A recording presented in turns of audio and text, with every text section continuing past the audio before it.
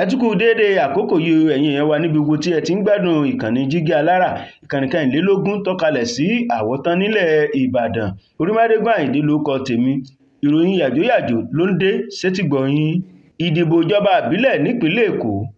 Àwọn igun ọ̀tọ̀ọ̀tọ̀ lẹ́gbẹ́ Labour ń pe àkíyèsí àjọ elétò ìdìbò ìpínlẹ̀ Èkó. Ṣé wọ́n ní èèyàn mẹ́ta ò lè dúró ní méjì?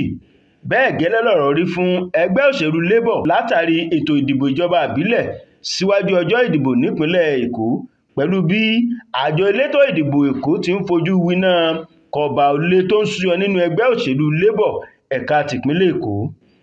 Adájọ́ fẹ̀yìntì Bọ́lá Òkìkíolú tí í ṣe alága àjọ olómìnira ètò ìdìbò nípínlẹ̀ Èkó ti sọ di mímọ̀ wípé àwọn igun mẹ́ta ọ̀tọ̀ọ̀tọ̀ ló ránṣẹ́ pé àjọ ọ̀hún láti wá ṣe àmójútó ìbò abẹ́nú tí wọ́n fẹ́ fi yan ọmọ oyè yóò díje dupò alága ìjọba ìbílẹ̀ gbogbo tó wà ní ìpínlẹ̀ Èkó eléyìí tí ó wáyé ní ọjọ́ 12 oṣù keje ọdún 2025.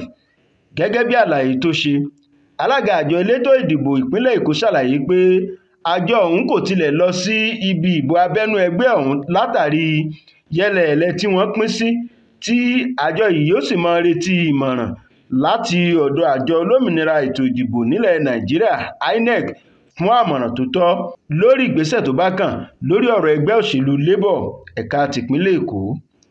Àríjù báyìí lọ fún ti àkókò yìí lórí ìròyìn yàjóyàjó eléyìí tí ẹ̀ ń gbọ́ láti iléeṣẹ́ Jígí Alára ìkànnì 24 tó kalẹ̀ sí Àwọ̀tán Ìbàdàn. Orímádégún Àyìndé ló ti ń ròyìn. Ẹ mọ̀ ìyáṣẹ́ o.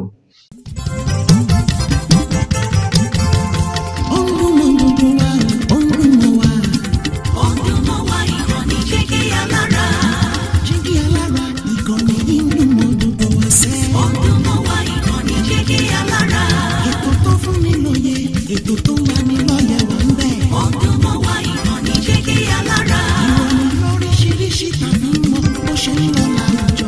Ọdún mọ́ wá ìkànnì Jígí Alára. Ìkànnì Jígí Alára.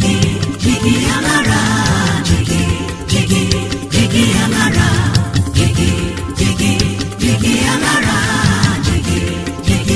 Jígí Alára. Ìkànnì Jígí Alára 24 bàbá gbogbo.